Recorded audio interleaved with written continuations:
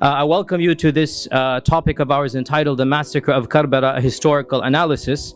And this is a very long and drawn out topic. So before I begin, and I will begin immediately, I need to make 3 disclaimers. The first disclaimer: this topic is a very contentious one. It raises a lot of emotions. It is potentially possible to stoke the fans of hatred, the flames of anger between Sunnis and Shia. And therefore, I want to state for the record very clearly that I am completely and totally opposed to stirring any bigotry, any hatred against any group. No doubt I am a Sunni and I'm proud of being a Sunni, and I disagree with Shia theology and their interpretation of history.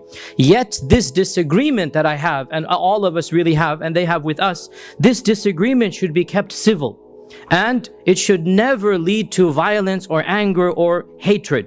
In this world, Sunni and Shia should dialogue and debate, but we should never get violent with one another because of the differences in our belief.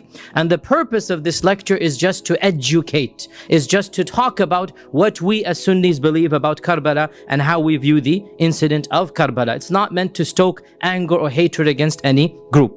Also, another disclaimer, the second disclaimer: obviously Karbala is a very detailed and a very important event in our history, and by its very nature, history is subjective. There's always interpretations, there's always motives being read in. And in this short lecture, and I have only 1.5 hours, there is no way that we can go into a detailed analysis, variations of history, what book X said compared to book Y. Why does book X say this? Why does book Y say this? What are the strengths and weaknesses of each interpretation? We have no time for any of that. And it is very easy to give 10 lectures just on Karbala. I'm only giving you 1 lecture, so by the very nature of this lecture, we have to condense, we have to summarize, and I am not going to be mentioning variations as I do in my Seerah class. You're literally just gonna have to trust me in my authority for today's lecture that I'm giving you 1 interpretation. But I just want to point out the interpretation that I will be giving is the standard interpretation of Sunni Islam. It is taken from the writings of Ibn Hajar, of Ibn Kathir, of the important historians of Sunni Islam, and by and large it is agreed upon. And the third and final disclaimer, that the other version, we have this version, there is another version that is popularized by the Shia, and most of this comes from one particular person. The details of that version comes from one person, and this person was a very early Muslim historian who was also Shia, and his name is Abu Mikhnaf Lut ibn Yahya, and he died 157 Hijrah. And Abu Mikhnaf Lut ibn Yahya was the first early historian to write a detailed booklet about the massacre of Karbala, and he called it Maqtalu Hussain.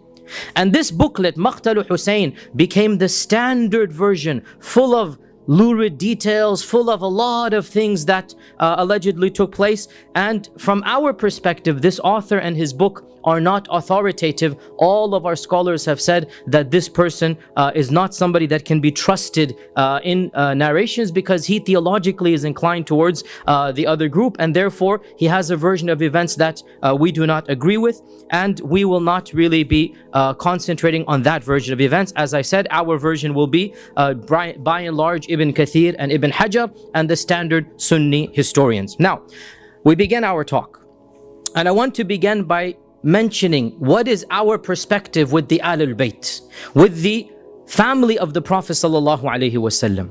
Ahlul Sunnah wal Jama'ah firmly believe that the Ahlul Bayt have a very high rank and are the most blessed of all families. We love them with a genuine love. We love them with a genuine love between the 2 extremes. On the one hand, we have those, and they did exist and they still exist, who consider the Ahlul Bayt to be like any other family, or even worse than this, astaghfirullah, they curse them. And that has been a trend that has existed, and there are still some people like this. And on the other hand, we have the other trend of Islam, and this trend considers the Ahlul Bayt to be above and beyond other families in a supernatural manner. And they give them powers, and they give them privileges, and they give them attributes that we believe only belong to Allah subhanahu wa ta'ala. We believe that the Ahlul Bayt are the most respected family in the whole world, if they are righteous. So the mu'mins and the Muslims amongst them have a double blessing. They are believers and they are Ahlul Bayt. And the companions amongst them have a triple blessing, such as Ali ibn Abi Talib and Fatimah and others, that they are Ahlul Bayt and they are Sahaba and they are believers. And therefore, we love them with a love that is triple if they are characterized by all of these characteristics. And we firmly affirm the blessings mentioned in regarding them in the Quran and in the Sunnah.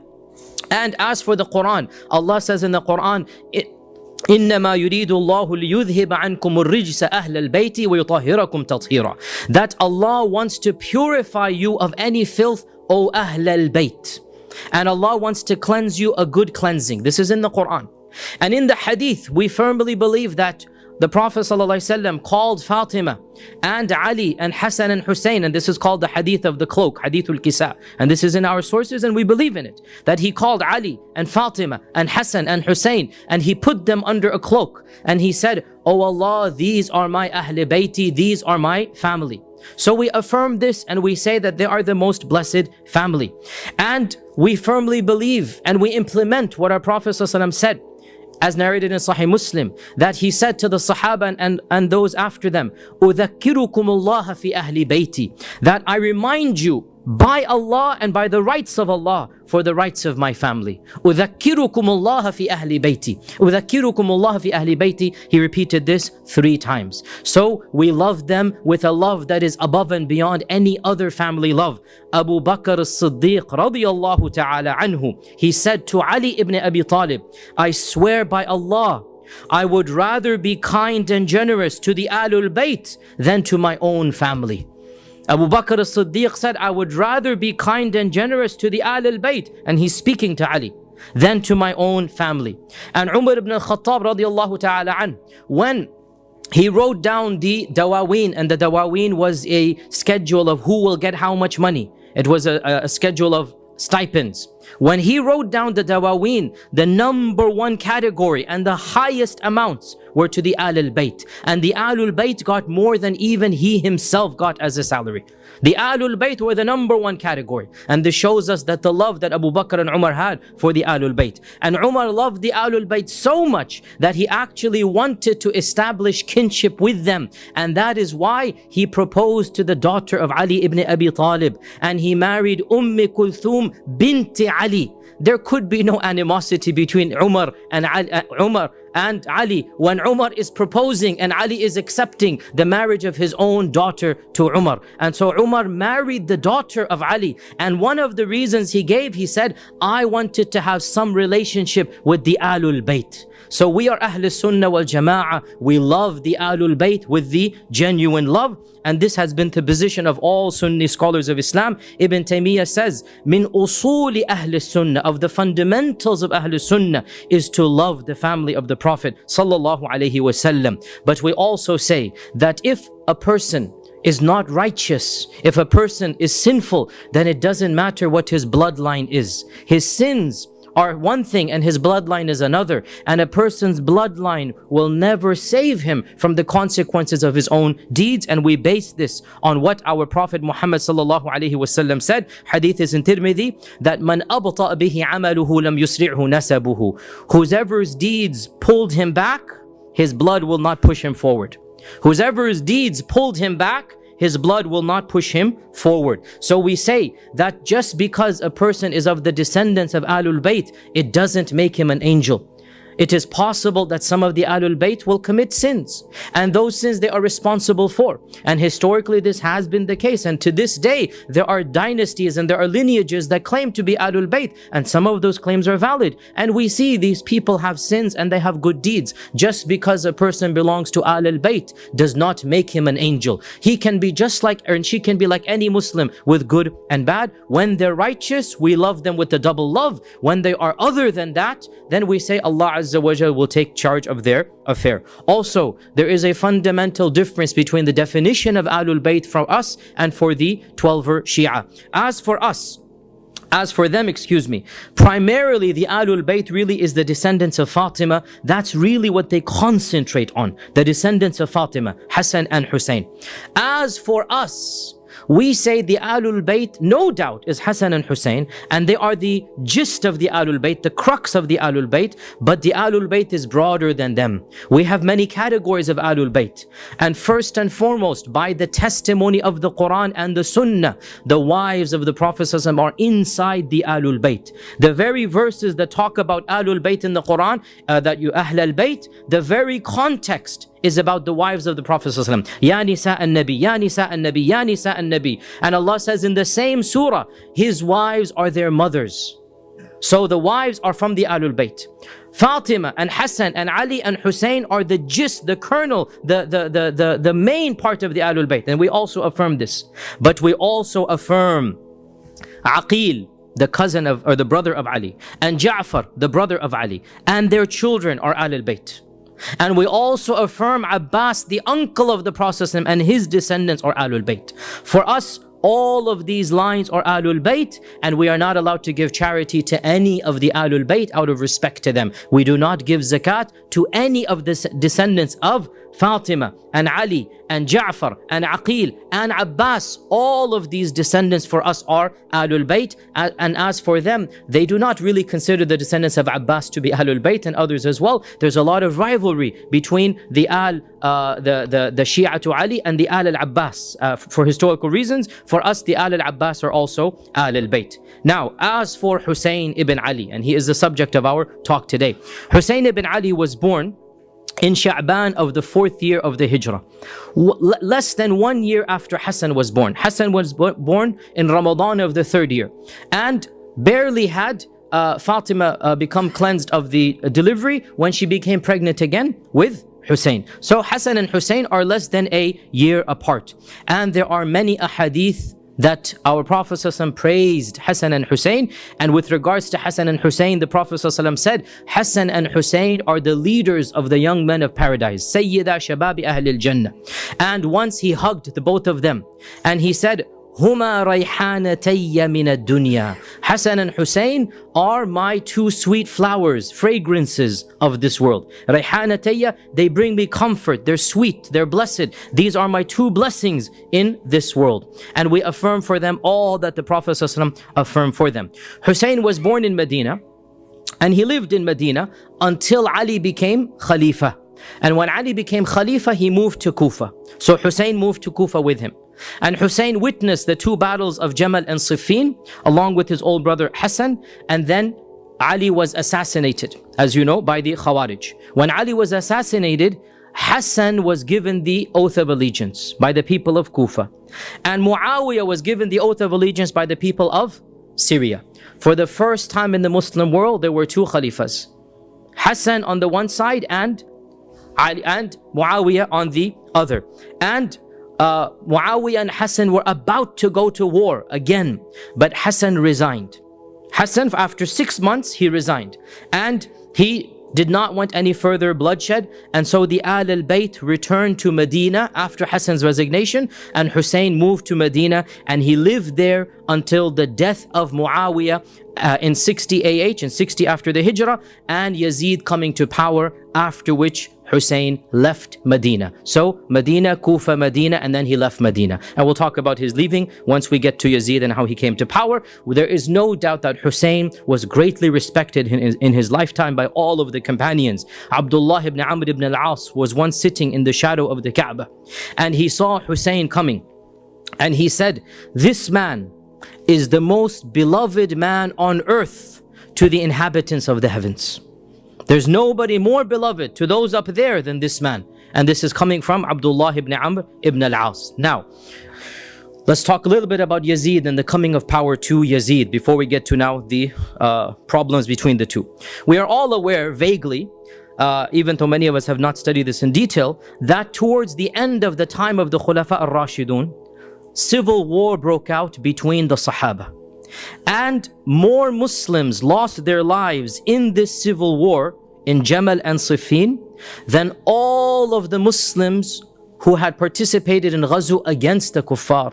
More Muslims lost their lives in these two wars than all of the Muslims before this time fighting against the Sassanids and the Farisiyun and the Rum. All of those Muslims were less than the Muslims who died in Jamal and Siffin. It was a very traumatic civil war, and the quantity of Muslims that died was just horrendous. Now, as we said, when Hasan came to power in 41 Hijrah and Muawiyah came to power the same year, the two of them almost went to a third civil war, a third battle. There was Jamal, there was Siffin, there was going to be a third battle, bigger and more horrendous than the previous two. When after much contemplation, Hasan said, no more blood is going to be spilled. Khalas, you wanted that bad, Muawiyah, take it. I will give up. And we as Ahlul Sunnah believe that Hasan was more entitled to be the Khalifa than Muawiyah. And Hasan was more righteous than Muawiyah. But Hasan was also, because of his righteousness, he did not want to spill any blood. And so he voluntarily gave up, and the Kufiyun, the people of Iraq, had a difficult time accepting his own surrender because he's their leader.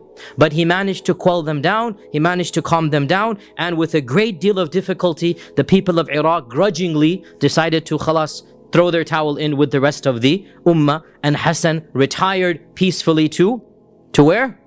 To Medina. He retired to Medina. And Hussein, it is said, was not happy with his brother's decision.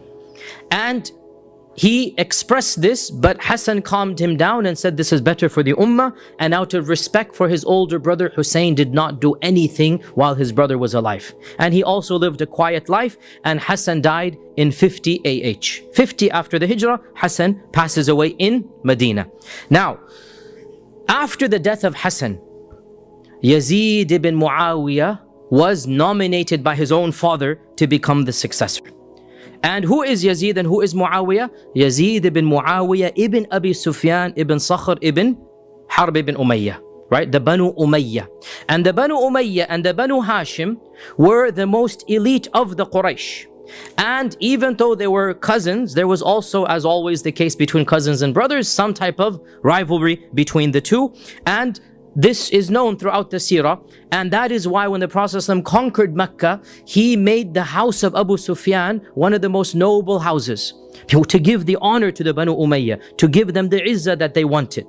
And Abu Sufyan is of course Yazid's grandfather, right? Abu Sufyan is the leader. The Badr took place because of Abu Sufyan's caravan. Uhud, he was the leader, Abu Sufyan, right? So Abu Sufyan's grandson is Yazid. Abu Sufyan's son is Muawiyah, Muawiyah's son is Yazid. Yazid, by unanimous consensus of all the scholars of Islam, is not a Sahabi. He's not a companion. He was born in the year 26 Hijrah, 26 after the Hijrah. So more than 15 years after the death of the Prophet sallallahu alaihi wasallam. And the first thing that we hear about him as a young man was that his father put him in charge of attacking the famous Roman city of Constantinople, Qistintiniya, which is now called Istanbul, the city of Constantinople. His father Muawiyah put Yazid as a young man in his 20s in charge of the army that will attack Constantinople in the heart of the Roman Empire. And it was in this battle that Abu Ayyub al-Ansari passed away. And that is why to this day, Abu Ayyub al-Ansari, his grave is in one of the suburbs of Istanbul. To this day, Abu Ayyub al-Ansari, his grave is in the suburb of Istanbul. Because it is said that when Abu Ayyub was about to die, he told Yazid that charge in as far as you can go, and wherever you get, just bury me there as close to the walls of Constantinople as you can. And that's exactly what Yazid did, that he charged in as far as he could go, and he then buried Abu Ayyub al-Ansari over there. Now, not ironically, but very interesting, Hussein actually participated as well in this ghazu. So Yazid and Muawiyah are on the, Yazid and Hussein are on the same side fighting against the Romans, and yet history would have a different turn 30, 40 years later. Now, there's also a hadith, by the way, that we need to be aware of about this incident, and it is reported in Bukhari. Our Prophet ﷺ said, the first army from my ummah to attack the city of the Caesar shall be forgiven. أول جيش يغزو مدينة قيصر مغفور لهم. The first army that shall attack the city of Caesar, which is Constantinople, shall be forgiven. And this is really the one blessing that we have to give to Yazid, that he was the leader of this army. And no doubt, along with his other issues that we will talk about, and we are fair, we look at the good and the bad, the one positive that he has, and even Imam al-Dhahabi, who is overall very negative of Yazid, he says, with all of his evil, he got this one blessing. And that is the blessing of participating in the army of attacking Constantinople. Now, obviously, it was not successful and they came back, but it was the first attack on Constantinople. Now, Muawiyah, after the death of Hasan, decided to nominate Yazid to be the Khalifa after him. And this issue has a lot of talk, pros and cons, which is beyond the scope of this class. And the bottom line that I will just say quite categorically, and there's no question about this, we firmly believe that there were far more people qualified to be the Khalifa than Yazid. That Ibn Umar was alive, Ibn Zubayr was alive, Hussein was alive, all of these people were alive. And it is something that we firmly believe that these people were more qualified and righteous. And yet, we also believe that it is allowed for a person of lesser stature to be the Khalifa in the presence of those who are of higher stature. This is called Imamatul Mafdul. A person who's of lesser stature is allowed to be the Khalifa. It's not the best, it's not ideal, it's allowed over those who are better than him. And we do not have to agree with Muawiyah's decision. This is a very fundamental point of Sunni theology. We respect the Sahaba in their Islam, but we do not have to agree with every political decision they made. We have to be very clear about this, right? We have every right to say, look, that wasn't the best decision, or that was the best decision. But what we cannot do is to cast aspersions on the niyyah and the character of Muawiyah radiallahu ta'ala. He is a Sahabi, end of story. He did what he did out of some concern for the ummah. Whether he is right and wrong, we have the right to discuss. But we cannot doubt his niyyah, that deep down inside, he wanted some benefit for the ummah.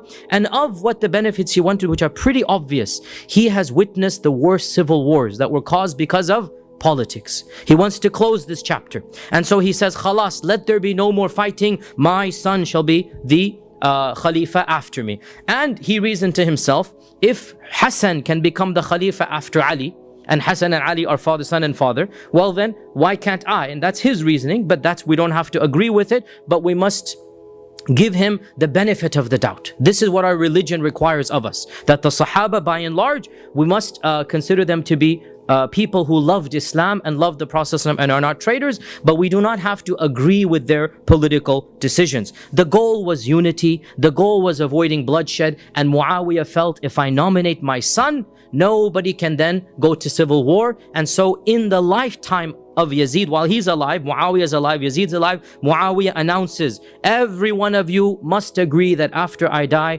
my son Yazid shall become the Khalifa after me. By and large, the bulk of the Muslim world agreed, but Mecca and Medina, the provinces of Mecca and Medina, refused. And Muawiyah let it linger. He didn't really force it too much on them. He just said, inshallah, he probably felt that when I die, they will have to follow along.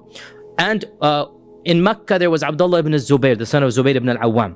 And in Medina, there was the Ahlul Bayt, Hussein and the other Ahlul Bayt. And they both felt that they are more qualified to be the Khalifa than Yazid. But in the lifetime of Muawiyah, they didn't do anything political. They just let it be. Muawiyah died in Rajab of 60 AH. So we're going in chronological order here. Rajab of 60, he died.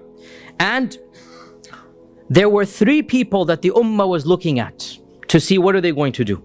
There were three people who had enough clout, enough respect, enough political capability that if they caused a hue and cry, the Umayyads are in trouble. Who are these three people? Number one on the list, and most of us ignore him because he was apolitical. Abdullah ibn Umar, the son of Umar ibn al-Khattab. Abdullah ibn Umar was the senior most Sahabi that was alive at this time. He is the senior most, the most respected Sahabi. Remember, Hussein, his respect primarily is lineage. But he was barely 6-7 years old when the Prophet passed away. Remember, right? His respect is his blood, his lineage, and that is a high respect. But Ibn Umar participated in ghazawat. Ibn Umar participated in Uhud and all the battles afterwards. Ibn Umar is a faqih, is a scholar, and we're not comparing, no doubt, but each has his, the points. And Ibn Umar was senior to Hussein in terms of experience, age, and basically participating in ghazawat, right? And of course, Hussein is senior in terms of blood. Nobody can deny that. So Ibn Umar was the main person that the Ummah was looking at, and Ibn Umar decided to be apolitical. And that is why Ibn Taymiyyah, for example, praises Ibn Umar as having the most wisdom, that not having any bloodshed. That Ibn Umar said, let me not get involved, let the Ummah has suffered enough. And he gave his bay'ah to Yazid, but he never took part in politics. And he said to his children that, look, if there's good in Yazid, then alhamdulillah good. If there's bad, then we will be patient at his evil and we'll let Allah judge him. He was not pro-Yazid, but he didn't make a stand anti-Yazid. He just lived his life with ibadah and ilm and tahajjud, and he didn't get involved in politics. The second person was Abdullah ibn Zubayr. And again, Abdullah ibn Zubayr is senior to Hussein in age. Only in age, obviously, otherwise, he's senior to Hussein in age. And he also has done much. And his father's a Sahabi, his mother's a Sahabi, his grandfather, his whole family is a family of prestige, Abdullah ibn Zubayr. And he was also a political person from a young age. And Abdullah ibn Zubayr decided to revolt. And he revolted in Mecca. And the third person on this list, which is the one that we're going to discuss, is Hussain ibn Ali ibn Abi Talib. So let's talk about Hussein now. What happened? Muawiyah dies. And the governor of Medina knows the tension between Hussein and the Umayyads. So the governor of Medina calls Yazid to his residence, his house. And, sorry, not Yazid, Hussein. The governor of Medina calls Hussein to his house. And he asks him to give the oath of allegiance in public tomorrow in the masjid. Let's quell any problems, give me the oath of allegiance. And he kept on insisting. But Hussein refused. And Hussein, when he saw the pressure coming, he said, okay, give me some time, let me think, let me see what I can do. And the governor was a soft man. We know who he is and everything. He's a soft-spoken man. He was not a very harsh person. And so he let it go. Hussein immediately left to his house and informed his family to pack, and they were leaving in 2 hours. Literally. Like, they're just going to leave the whole city.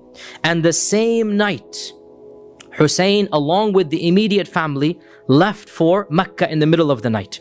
Hussein left for Mecca in the middle of the night, and he made his way to Mecca. Why did he go to Mecca? Because Mecca was relatively less under the control of the Umayyads. There was still a little bit more tension. The sympathizers of Abdullah ibn Zubayr as well were over there. And therefore, he wanted to go to Mecca in order to flee the stronghold of Medina. So within the same night, he fled to Mecca. News became public that Hussein had fled and he had not given the oath of allegiance to Yazid, the governor, which is Yazid, meaning, the governor on behalf of Yazid. And when this spread to Iraq, the people of Iraq, and in particular the people of Kufa, they rejoiced because they were waiting for rebellion. The people of Kufa were never happy with the Umayyads. And when they heard this, it was now Ramadan of 60 Hijrah. So now it's Ramadan. So the message comes to them that Hussein has refused the allegiance. Their hopes soar. And they start sending letters and delegations to Hussein in Mecca, telling him that the time is now ripe. We will be behind you. Come and we will fight against the forces of the Umayyads. And it is said in our books that more than 60 messages came to him from the people of Kufa. On a daily basis, people kept on sending. Every tribe, the tribe of Kinda and the tribe of all of the major tribes of the region of Kufa, they sent their representatives and they're telling him that come over, we need you to lead us against the rebellion against the Umayyads. And they sent many promises and threats as well. The threats being that, look, we're not even going to pray Jumu'ah until you come. What is the issue of praying Jumu'ah? Praying Jumu'ah was also a political act in that the Khalifa or the governor led Jumu'ah prayer. Right? So in those days, the governor was the one who led Jumu'ah prayer. And therefore, by not praying Jumu'ah, you are sending the message, we don't consider you to be legitimate. We're not going to pray behind you. So they sent a message to Hussein, we're not even praying Jumu'ah until you come. And that's the message, like, you had better come, we are desperate for your attention. And lists upon lists of noblemen sign their names that come and we will be with you fighting against the Umayyads. Now, remember the city of Kufa. What is Kufa? Kufa was a very unique and peculiar place. And in the year 37, it was the year that Ali shifted his caliphate to Kufa. And ever since that time, Kufa became the place of sympathy for the Ahlul Bayt. And it was in Kufa that the political movement known as Shi'ism began. Let me repeat. It was in Kufa that the political movement known as Shi'atu Ali began. In the beginning, it was a political movement. No theology, no aqidah, no cursing of the sun, nothing like this. It was just politics. We think Ahlul Bayt should be the Khalifa. Right? And this, they call themselves Shi'atu Ali. Ali himself had a lot of trouble with his own Shia.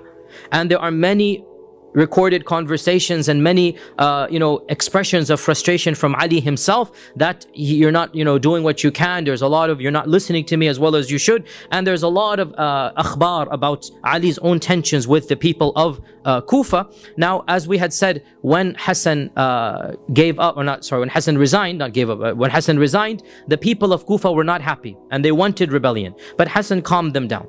And they were still wanting a rebellion. Hassan passes away, Hussein now takes charge. So they say to Hussein, your brother didn't do it, you come and do it. Come and we will fight you.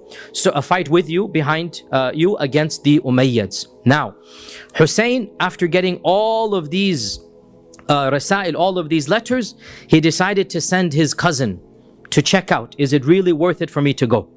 Are we sure that we're able to go?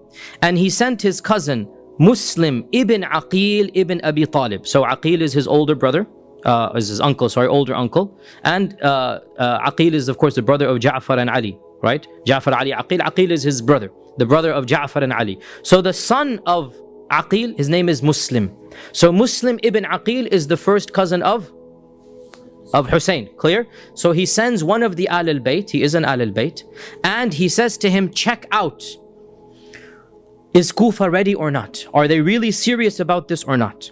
So Muslim ibn Aqil left with a small group, 1 or 2 people, that's it, just to find, it's like not a spy, but basically it's a scouts is what I'm telling you, scouting mission, right? Find out, is it worthwhile or not? And so Muslim arrives in Kufa in the month of Dhul Qa'dah, 60 AH. Look at how time is coming up now. We know Muharram 61 is all going to come to an end. Look now, we're already in Dhul Qa'dah, right? 2 months away from the massacre. We can see what's building up here. So he arrives in Kufa in the month of Dhul Qa'dah. And the people rejoice like they have never rejoiced before. And thousands upon thousands of people. At-Tabari says more than 12,000 people in the course of the next 2 weeks gave the oath of allegiance directly to Muslim.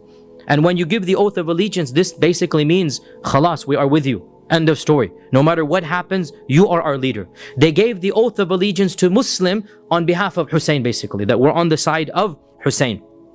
And these 12,000 people, they represented the bulk of Kufa.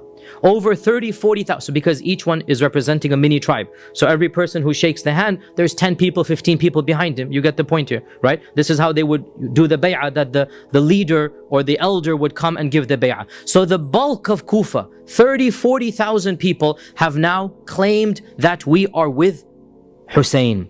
Muslim ibn Aqil is overjoyed. He's never seen this enthusiasm and support.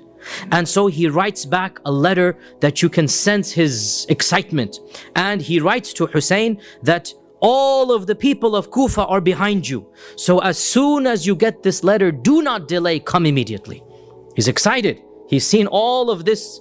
The people are just buzzing with excitement. So he says, okay, we are going, as soon as you get this letter, come forth, do not delay, and make your way to Kufa. Now, we're going to talk about the letter in a while. Let's finish up the story of Muslim. What happens to Muslim? Okay. So he sends this letter sometime in Dhul Qa'dah, the end of Dhul Qa'dah of 60 AH. Now, rumors of all of this, you cannot hide this from the people. Eventually, it reaches Yazid in Damascus. Remember, Yazid is in Damascus, Hussein is in Medina, and his supporters are in Medina and Mecca. Hussein is in Mecca right now, sorry. And his supporters are in Kufa, right? So remember the basic geography here. Now, rumors of this beginnings of an uprising eventually reach the ears of Yazid. And so, Yazid, the first thing that he does, he sends in the most vicious politician he knows. Get rid of the mediocre or the average guys. I want the shrewdest, the most vicious, the one who's going to solve it. And that was a person who's infamous in early Islam, and his name is Ubaydullah ibn Ziyad ibn Abihi. He's known as Ibn Ziyad. He's known as Ibn Ziyad. And Ibn Ziyad was really a Machiavellian politician. He got the job done regardless of the costs. He was loyal to the Umayyads completely at this time. And his only goal in life really was to rise in the ranks. He just wanted to do whatever was the job and basically rise in the ranks of the era of politics. And nobody really has any respect for Ibn Ziyad amongst the historians in terms of his morals, in terms of his political abilities. No doubt he was shrewd. That's why he was put in. So the first thing Yazid does, he gets rid of the governor of Kufa, who was actually, again, a gentle, nice person by and large, gets rid of him, says, you get out of here. And he sends Ibn Ziyad with an entourage, a grand total of 17 people. That's it. Ibn Ziyad doesn't need an army right now. He needs brains. He sends Ibn Ziyad with a grand total of 17 people. So Ibn Ziyad was well known, as we said, to be vicious. He was also rash and hot-tempered, and he was also very young. He's going to become the governor of Kufa.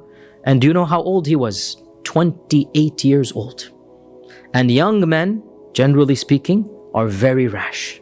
Young men don't act wisely, right? Young men are quick in their temper and their anger. And at this young age, Yazid is putting him in charge of the situation. And there is no doubt this was one of the most dangerous decisions that really led immediately to Karbala. And that is putting this young, tempestuous, basically overzealous person in charge of the whole situation. So Ibn Ziyad enters Kufa in the month of Dhul Qa'dah 60 AH. And he tells the governor, basically, here's the letter of your resignation. You get out, I'm in charge now, right? I'm going to deal with this. And it is said he entered Kufa after Fajr prayer, and he entered Kufa with the turban around his face, as they would typically do. And when he entered in the middle of the, basically not middle of the night, but early morning, and he had an entourage, the people thought he might be Hussein. So the people began chanting and praising, Assalamu alayka ya ibn Rasulillah, marhaban. Welcome, O son of the Messenger of Allah. We welcome you, and you have come to the noble place. And so Ibn Ziyad understood that these rumors are true, that there is a plot, that things are happening here. They're waiting for Hussein to come, until finally one of the entourage, and he's quiet, you can see his shrewdness, he's trying. One of his entourage gets angry and says, shut up, be quiet, this isn't Hussein, this is your governor Abdurrahman ibn Ziyad. And that's when people realized something is going on here, that the plot has been exposed. So Ibn Ziyad takes his residence in the fortress that was the governor's office, and he figures out, what am I going to do now? The first call to order, get to Muslim ibn Aqil. Who's Muslim ibn Aqil? The scout. Get to Muslim ibn Aqil and find out what's really happening. But how can he figure out where is Muslim ibn Aqil in this large city? How is he going to get to him? Notice his shrewdness. He takes one of his 17 men, anonymous, that was not known to the people, and he dresses him like a traveler, and he gives him a sack of gold coins, lots of money, and he gives him the plot. You shall pretend that you are Ahl Shia from Sham. You are Shia to Ali coming from Syria. And you make yourself known to the Shia until you say, I have to hand this money to the one in charge. This is an amana. I have a lot of money from the Shia of Sham, and until I get to the person in charge, I'm not going to give this money to him. So this spy, and this is a spy now, this spy spent the next few days basically getting into the houses of the people that were Shia to Ali. And when we say Shia, remember right now, this is a political movement, Right now, it's not a theology. Right now, this is like Democrats and Republicans. Like you have people with a lot of anger and blood between Democrats and Republicans. Like not just, two tame political parties here. And he makes his way slowly but surely to the house of the host of Muslim ibn Aqil. The host of Muslim. Who's hosting him? Lo and behold, one of the noblemen of Kufa who pretended to be on the Umayyad side was secretly a Shi'i. And this nobleman was known to the governor. You see, he's playing a game here now. One of the rich and elite pretends to be pro-Umayyad. In reality, he is pro-Hussein. And his name was Hani ibn Urwa. Hani ibn Urwa. So Hani ibn Urwa was one of the noblemen, the leaders. He was like if you like, consider him to be, in our days, it would be like a senator or a congressman of the city. Like he's known to everybody, and publicly he's pro-Umayyad. And he's visiting the governor's mansion every few days, right? Sipping tea with him. But in reality, he is pro-Shi'i. He's pro-Hussein. So lo and behold, this spy uncovers that Hani ibn Urwa is the main person organizing it. And Hani insists, you have to hand it to me. I'm not going to let you see Muslim ibn Aqil. Hand it to me. So he hands him the money. Because now he's figured out this is the head, right? Soon as he hands him the money, he then basically slinks away, disappears, goes and tells Ibn Ziyad. The culprit is Hani ibn Urwa. He's the brains. And so Ibn Ziyad calls Hani to his residence. And after the civil duties are over, Ibn Ziyad tells him, you are the one who is housing Muslim ibn Aqil. Hand me over Muslim and I might forgive you. He denies, I don't know what you're talking about. Then he calls the spy out. And so Hani sees this plot has been exposed. The spy comes out and he goes, I'm the one who gave you the money, right? You're going to now deny it to my face. So he realizes the plot has been exposed, and Ibn Ziyad takes his spear and causes him to bleed. He doesn't kill him on the spot, and he beats him up because he's, in his eyes, he's a traitor. That we thought you were a respected person, and turns out that you're backstabbing us. When the news that Hani is being beaten and he's being tortured spreads in the city, the tribesmen of Hani come to the governor's residence and they demand, you have to hand over our leader or else we will rebel.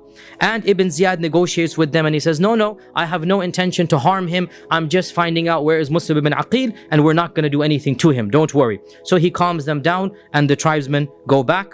In the meantime, of course, Muslim ibn Aqil realizes the plot's exposed. The plot's exposed. Realizing that khalas, there's no going back, he sends the secret message to his followers.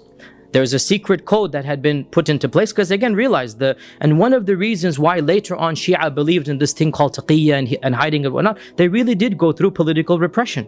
They went through a lot of difficult times, so they had to invent a doctrine of hiding, of kitman, of keeping things secret. So he had a secret code, and that code was Ya Mansur Amit. Ya Mansur Amit was the code that we're going to attack.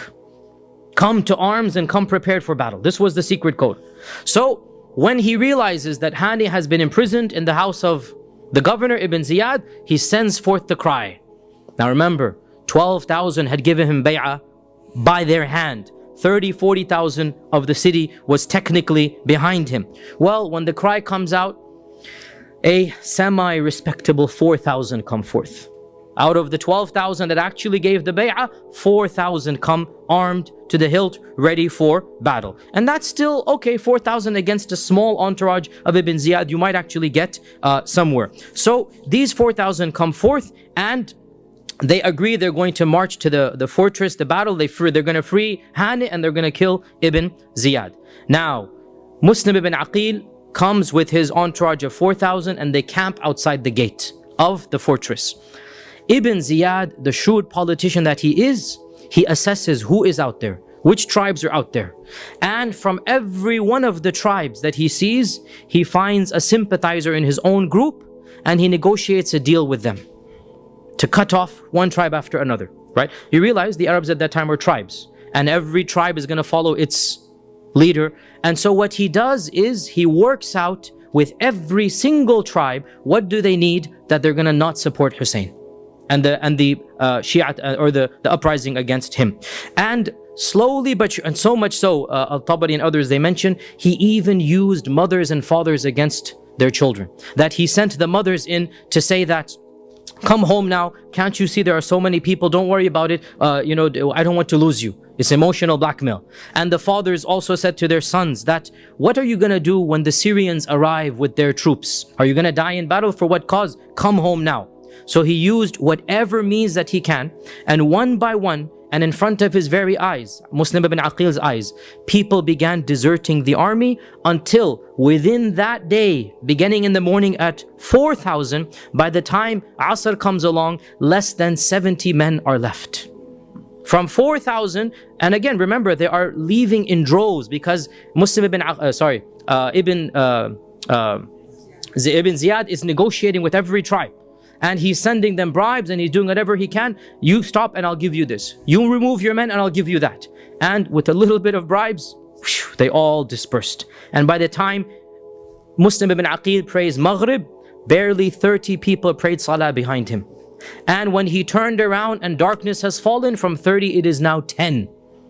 And he is obviously fuming and angry, and he is remonstrating with them. How could you have done this and that? Now what are we going to do? 10 people outside the gate, right? And he decides to basically regroup and spend the night in the quarters of the Kinda. The Kinda was one of the main supporters of Shia to Ali, the tribe of Kinda. And in those days, the city was divided into different tribes, like each tribe lived in its own area. So he left the fortress and he walked his way back to Kinda with these 10 people. And subhanAllah, under the cover of night, and as he's walking in the alleyways, every one of these 10 slinks away until he literally finds himself alone, discarded, without even a shelter over his head, without even money or food or drink. Like literally to the last man, they abandoned the cousin of Hussein, and that is Muslim ibn Aqil, the grandson of Abu Talib. Muslim ibn Aqil ibn Abi Talib, this is the grandson of Abu Talib. They abandoned him down to a last man. How long did it take them? 12 hours. What would it require? Just money and bribes. That's all was required. And they all disappeared. And Muslim ibn Aqil is literally left penniless in a city that had promised 40,000 men. He doesn't even have food and water. And after a while, in the middle of the night, tired, hungry, thirsty, he is forced to go to an anonymous door, put his tawakkul in Allah, he knocks on the door. And an old lady of Kinda opens up and he says, I am a beggar wanting some food and water. Subhanallah, this is the cousin of Hussein. I need some food and water. He's hungry. What is he going to do? And so the lady gives him whatever, some water and whatnot, and then he remains standing. She says, shoo, get away. I gave you what you wanted. But clearly something, you can tell this isn't just a beggar. And he decides to risk it. And he tells her, and it's an old lady, he tells her, I am Muslim ibn Aqil. Can you help me? Begging from an old lady because there's nothing else he can do. The lady has pity on him and she says, come, I will protect you. So he goes into her house, and the next morning her son comes from work to visit his mother, and there's a man in the house, so she has to explain. And she says, my son, please, I beg you, do not expose this man. He is Muslim ibn Aqil. But the son is greedy for money as well. And the son, within a day or two, he makes an excuse. He has to go to the masjid because he doesn't want to tell his mother that he's going. So he pretends to go to the masjid. He actually does go to the masjid. In the masjid, he sees the lieutenant of Ibn Ziyad, and he tells the lieutenant that I have Muslim ibn Aqil in my house, send the troops. And so the next thing Ibn Aqil knows, his whole house is surrounded by troops. He tries to fight whatever he can, but obviously one man against a convoy, and also they threaten to burn the house down, and he doesn't want to cause harm to the old lady. And so he exits and he surrenders, and one of the people who is famous, but again these names have to just be glossed on, his name is Abdurrahman ibn Muhammad ibn al-Ash'ath, a very famous Ibn al-Ash'ath, well known to the historians. He was the leader of this entourage to arrest him. He promises him, I won't harm you, even though he was to break the promise. And so he surrenders. Ibn Aqil surrenders, and on his way to the governor's house, Ibn al-Ash'ath, he has a lot of pros and cons, and he has, again, historians have a lot to talk about him, but he did have some soft spot in the end of the day. And Ibn Aqil made Ibn al-Ash'ath promise one thing, just one thing, whatever you do with me, just one thing, get the message to Hussein that Ibn Aqil has sent you, that he has been taken prisoner, and for all he knows he might be killed, and the message is, get back to Mecca. Go away. The people of Kufa will betray you. Leave, leave, leave, flee for your lives. This is the message, right? And Ibn al-Ash'ath promised, okay, whatever happens, I will get this message to him, right? Don't worry then, that you have from me. And in fact, as we will see, he did do that. So Ibn Aqil says to Ibn al-Ash'ath, go tell Hussein, he's on his way. I sent him a letter, he must be on his way now. Go tell him that the Kufans have lied, they've betrayed me, and flee back to Mecca and Medina. Do not step foot in Kufa. So later on in that day, after he goes to the governor, and the governor also beats him up and is harsh and rude to him, and that day was the day of Arafah, the 9th of Dhul Hijjah in the 60th year of the Hijrah. So we have 1 year left, or sorry, 1 month left before the massacre. On the 9th of Dhul Hijjah, on the holiest day of the year, Muslim ibn Aqil, the grandson of Abu Talib, the son of the cousin of the Prophet ﷺ, the first cousin of Hussein, he is taken to the highest ramparts on the fortress, and in front of the whole city, he is thrown to his death, to be killed in a humiliating manner. And the last words that he said before istighfar and tahleel and shahada, the last word that he said, "O Allah, you be the judge between us and our own Shia, our own people. They deceived us and they deserted us." He said that's the last thing he said before the kalima and before the shahada. You be the judge, of Allah. They promised, they promised, they promised, and now here I am, not a single man to defend me. And of course, Hussein is on his way, and he has just now, Muslim ibn Aqil has been killed. Hussein has no way of knowing this now, right? The only letter he got was, now remember, this is obviously before the age of telephones, internet, media. It will take at least 2.5 weeks from Kufa to Mecca, at least 2.5 weeks to get a message there, right? And therefore Hussein gets the message, come immediately. Khalas, he packed his bags, as we'll talk about, he left, right? He has no idea what's happening in Kufa. The people have been betrayed, his cousin has been killed, the host that hosted him as well was not just killed but crucified in the city center. And a number of other key players were killed and their bodies put in the city center for everybody to see. And the message is being given that this is what's going to happen if you turn against the Umayyad dynasty. Now remember, Ibn Ziyad had entered Kufa with only 17 men. And the infrastructure basically agreed to follow Ibn Ziyad. He didn't have the police entering. He didn't have the army right now. He didn't have any group. This was an instantaneous message that Yazid sends Ibn Ziyad with a small entourage. It was just the fear of what might happen if they disobey Ibn Ziyad that caused, and of course bribery, that caused all of the Kufans to basically disappear when they were most needed. And this was but a sign of what is about to happen. The killing of Ibn Aqil and the betrayal of Ibn Aqil was just one sign of what's going to happen. Now, all of this took place in Kufa. Let's now go to Medina. What's happening in Medina? Ibn Aqil was killed either 9th or 10th of Dhul Hijjah. And Muslim ibn Aqil, of course, had sent the letter to Hussein. Hussein has already gotten the letter weeks ago, right before his death, before the death of Muslim ibn Aqil. And he makes his preparation to leave, and he announces that I am going. Now Mecca is a bit safer. The Umayyads don't have that much control over Mecca, so he can make some announcements. The people are more free to do as they please. He makes an announcement, he is going to Kufa. In Mecca, every single one of the senior Sahaba that was alive advised him against it. And we have so many narrations, even in books of Hadith, not just books of history. In books of Hadith, we have narrations that Abdullah ibn Abbas especially, and Abdullah ibn Abbas is also Ahlul Bayt, right? Abbas is the uncle of the Prophet. Abdullah ibn Abbas is the cousin of Ali, his father's cousin. Abdullah ibn Abbas is way senior to Hussein in terms of age and wisdom and participation in the Ghazawat. Abdullah ibn Umar, Jabir ibn Abdullah comes to Mecca and warns him. Abu Sa'id al-Khudri, every one of the Sahaba that was in the Hijaz, and they heard that he's preparing to basically, because this is a preparation that is now, is going to be war. You're going to Kufa, you're going to have the people of Kufa behind you, and the Umayyads on the other side. This is going to be war. All of the Sahaba were opposed to this. They've been through enough. And they feel that Hussein is being a little bit rash.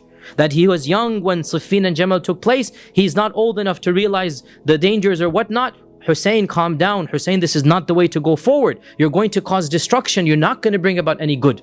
But Hussein was insistent, and he showed them the letters of the people of Iraq. And he said, look at all of these letters. And he had two bags full. Now, what are bags? These are the massive bags you put on the camels. These are like huge, leather cases that the camel has one bag on one side, the other bag on the other. He said, look, all of these letters have come from Kufa. Surely I have support. And Jabir said to him, do you not know how they betrayed your own father? Don't you remember the problems your own father had with the people of Kufa? But he said, no, they wouldn't do this now. This is now, clearly they're going to support me. So he left with his family on the 8th of Dhul Hijjah, one day before Muslim ibn Aqil is thrown from the top, right? On the 8th of Dhul Hijjah, he leaves Mecca. And he takes with him his younger brothers. Now, Ali had married after Fatimah, and Ali had children that were younger than Hussein. The most famous of these was Muhammad ibn al-Hanafiyyah. Muhammad ibn al-Hanafiyyah is a brother of Hasan and Hussein, but not through Fatima, right? That's why he's called Ibn al-Hanafiyyah. His mother was from the tribe of the Banu Hanifa. And there were other brothers as well that were even younger than Muhammad. And Muhammad is the most famous of them and the oldest of them after Hussein. And he also takes with him his nephews from the other brothers, his nephews from Hassan's children. He takes some of Hassan's children. And he takes as well some of Ibn Aqil's children. These are all young men now, right? Muslim ibn Aqil has just died. They don't know this. He takes Ibn Aqil's children. And he takes Abdullah ibn Ja'far's children. Ja'far, remember Ja'far? The cousin who died. When did he die? We just did it in the seerah. When did he die? Oh, we didn't do it in the seerah, sorry. Battle of Mu'tah. We're going to do that soon. That's why. The Battle of Mu'tah, he died, right? Ja'far passed away. These are the sons of Ja'far and the grandsons of Ja'far. So the Ahlul Bayt come forth. The total entourage when they left Mecca was over 100 people. Over 100 people, including women and children. Now, the books of history, Ibn Sa'd al-Tabaqat, he mentions that Muhammad ibn al-Hanafiyyah, his younger brother, went with him walking outside the city, persuading or trying to persuade him to the very last minute that don't go. Don't go. This is not going to bode well for you. And he said, and it is also mentioned that Abdullah ibn Abbas, who was in Medina at the time, when he found out that Hussein is going to Kufa, he actually intercepted the caravan outside of Medina, basically, finding where it is. And he went from Medina and he intercepted the caravan. One of the senior most Sahaba. And he is also Ahlul Bayt. Abdullah ibn Abbas is also Ahlul Bayt. And the both of them, Muhammad ibn Hanafiyyah and Abdullah ibn Abbas, are very senior in the Ahlul Bayt. And they're convincing Hussein not to go. This is going to be bloodshed.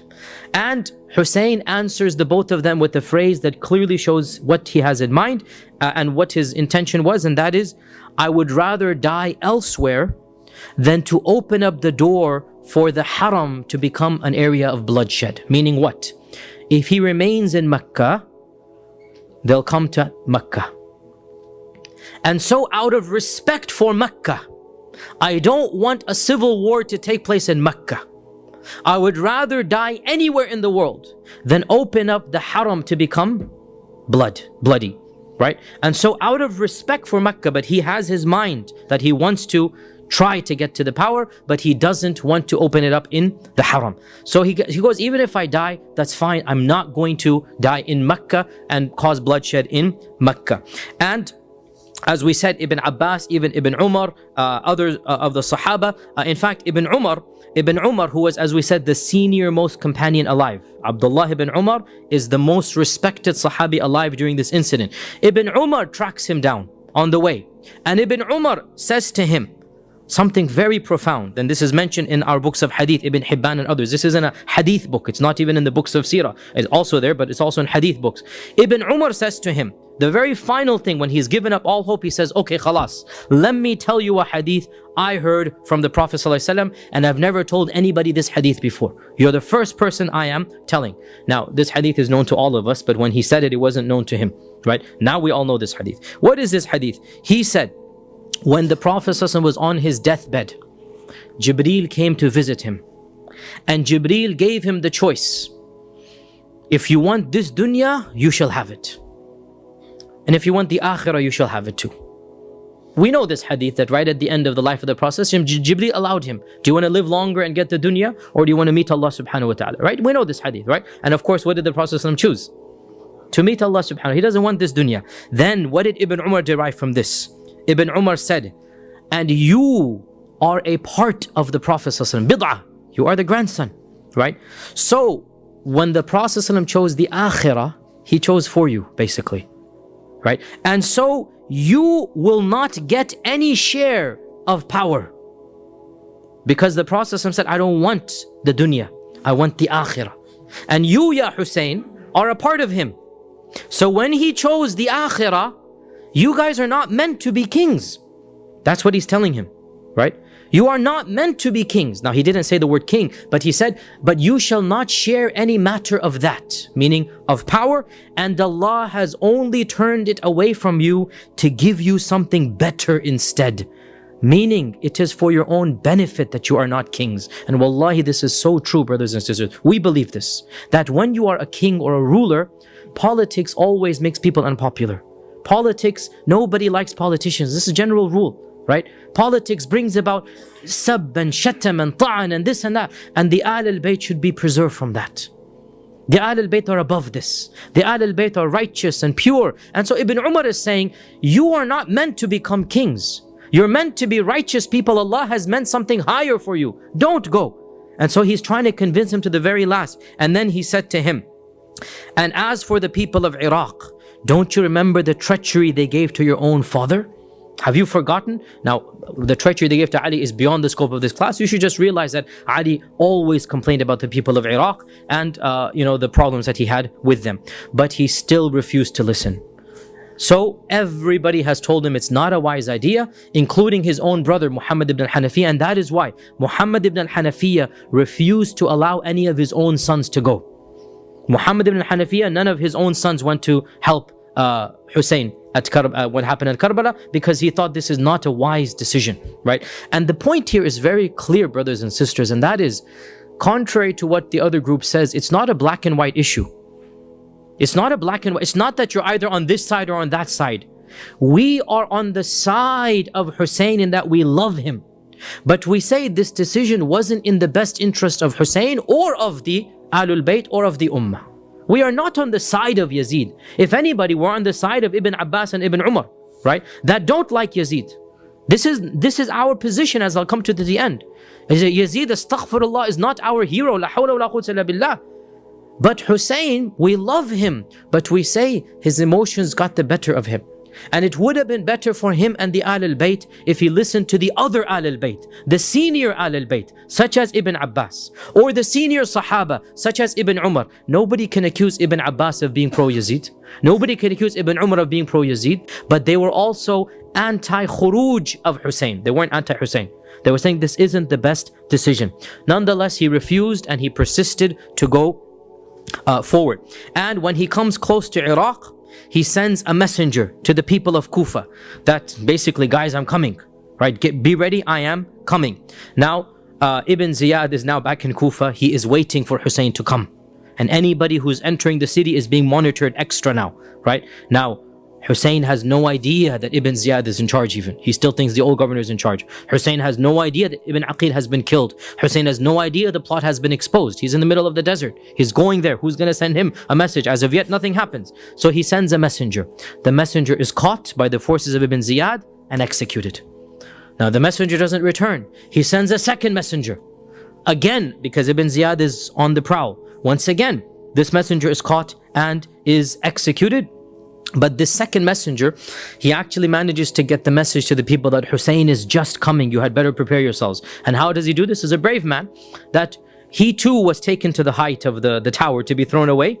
But the last thing that he said, he shouted out to the people that, "O people of Kufa, Hussein is on his way. He's just about to come. Prepare yourselves."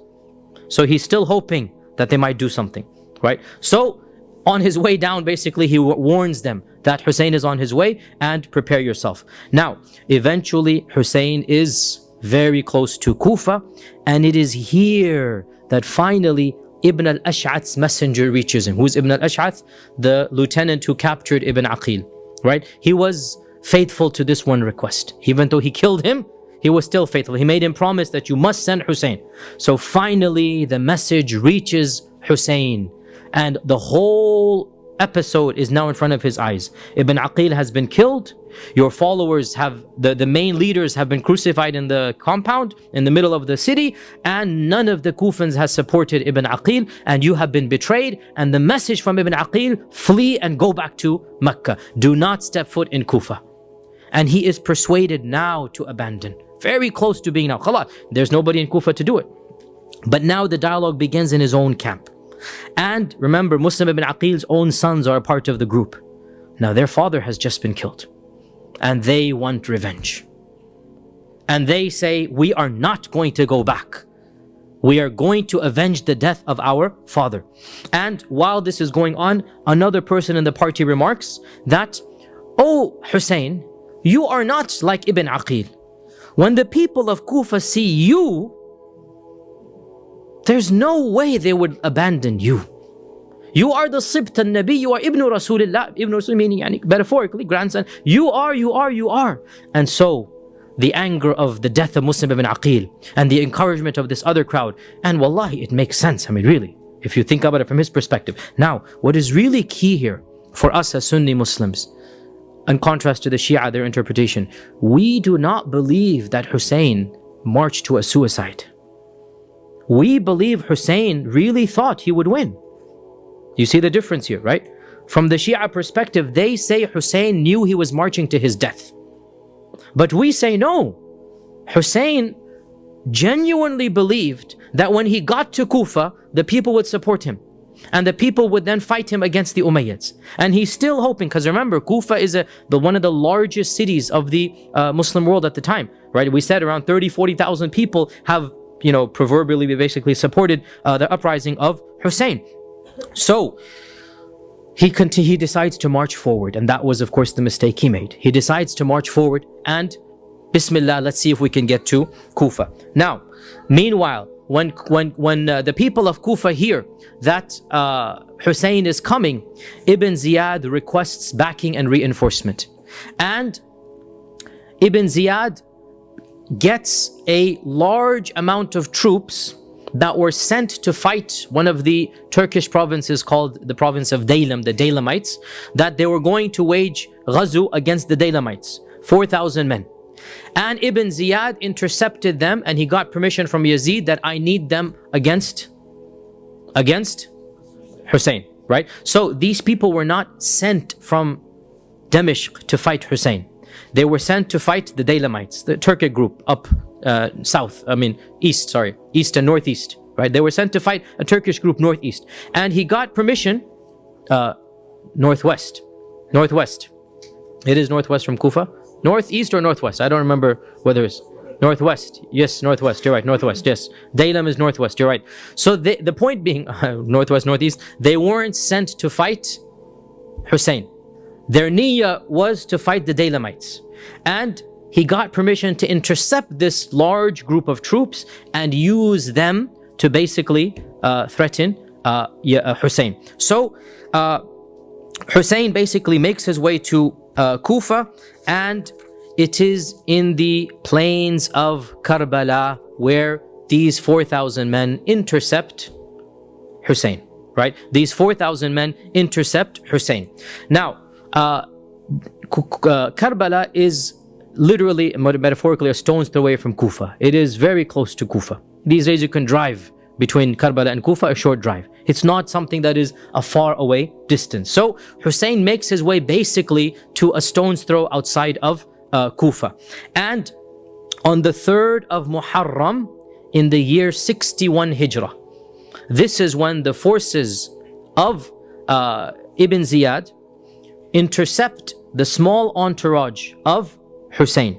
And we had said that there were 100 people, and along the way more and more people joined because they're excited. When the messenger of Ibn al-Ash'ath came and said to him, flee and run and go back, Hussein made an announcement that, look, whoever wants to leave can leave, because we have got the message that the situation is precarious. So guess what? Everybody left once again, except for the Ahlul Bayt, the blood relatives.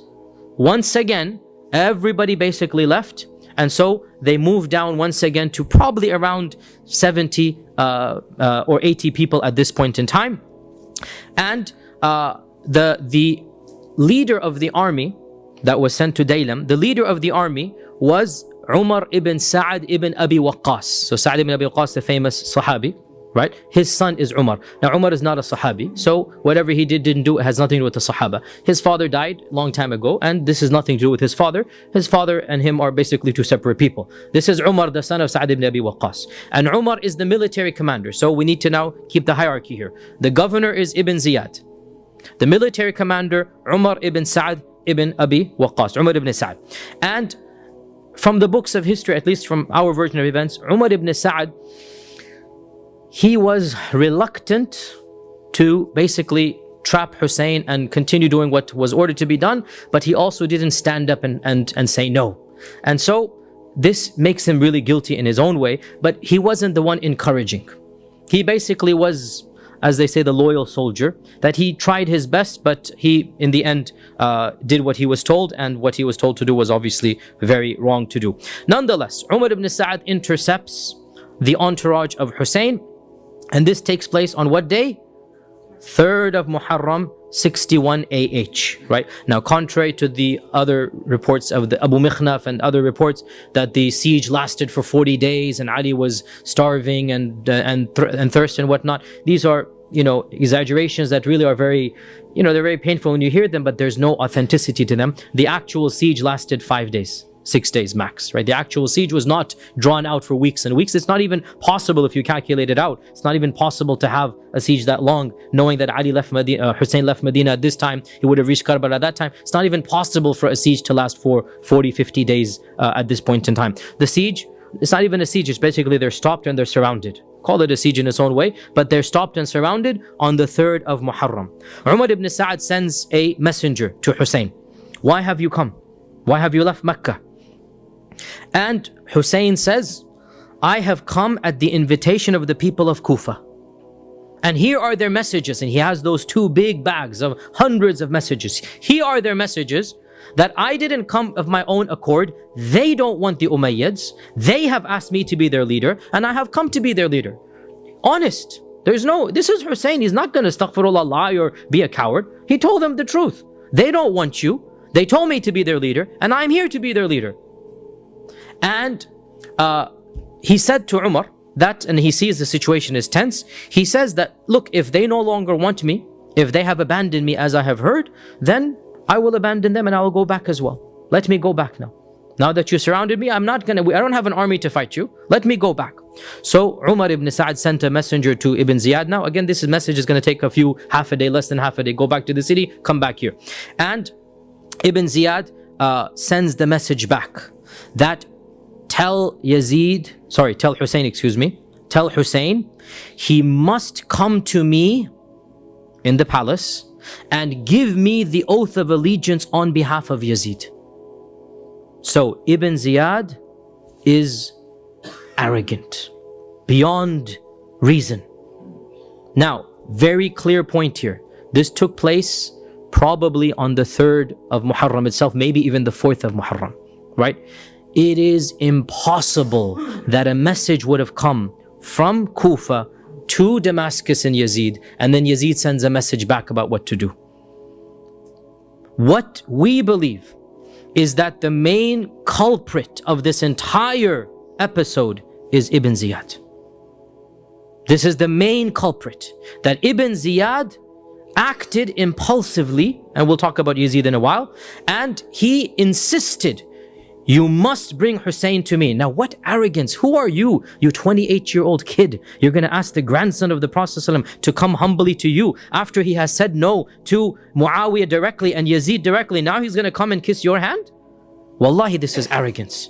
And we would not expect Hussein to do this. He said, no, I'm not going to do this. I'm not going to go to Ibn Ziyad and kiss his hand and give the bay'ah to him on behalf of Yazid, right? So when the message came from Ibn Ziyad, he must come to me.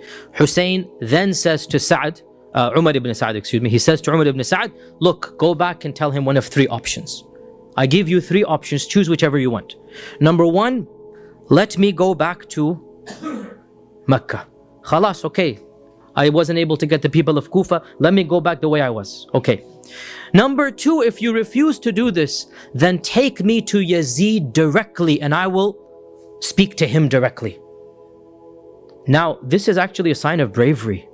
And it's also a sign, by the way, and this is very key here, that Hussein felt more comfortable negotiating directly with Yazid than with this impetuous governor Ibn Ziyad.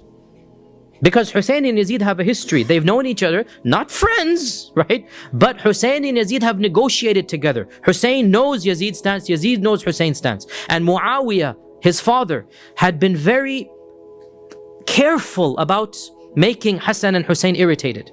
That he was very respectful. He gave them stipend, whatever he could do to just basically give them some respect. And he told Yazid that be careful of Hussein and show him the utmost respect. Make sure he never flips against you. So Yazid, Hussein actually said, let me go to him directly and I'll negotiate something.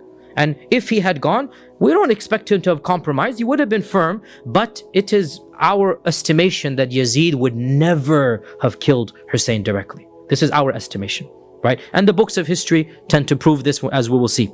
This is the second option. Then there's the third option. If you refuse this or that, then send me into exile into one of the faraway lands. If you're not going to let me live in Mecca or take me to Yazid, then khalas, let me be. Okay, you have won and I will just worship Allah in some faraway land, right? Now, these three conditions were so reasonable that one of the close friends of Umar ibn Sa'd said, Wallahi, if the Turks and the Daylamites gave you one of these three conditions, you would be forced to accept them. How reasonable. What more do you want? And Umar ibn Sa'd became happy that, okay, now we're going to solve this. And he went personally to Ibn Ziyad and he said, okay, choose one of these three. Which one? Ibn Ziyad refused all three. And Ibn Ziyad said, either war or my hand. These are the two options you have. You either come and you put your hand in mine and you give the bay'ah on behalf of Yazid, or else there is no other alternative. And Ibn Ziyad sent one of his close entourage, and this really was the ruthless warrior, Shimr.